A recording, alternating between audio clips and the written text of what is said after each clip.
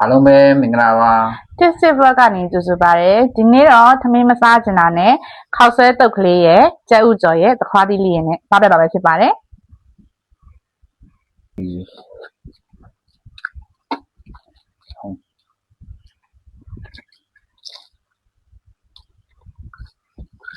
ဆွဲရလဲ spicy ဆိုတော့ဆက်ဆက်ကလေးနဲ့ကြက်ဥကြော်လေးရတယ်ဆင်းစိမ်လေးနဲ့ပြီးတော့သခွားသီးလေးနဲ့ဆိုတော့အားစားလို့ကောင်းတာပါ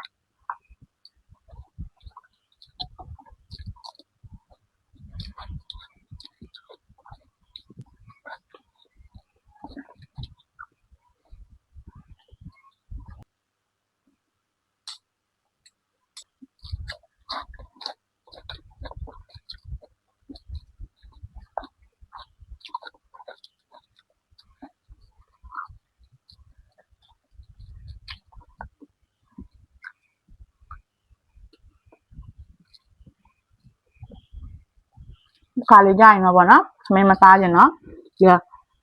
ဒီလိုမျိုးလေးလောက်စားတဲ့ခါလမ်းအဆင်ပြေတာပေါ့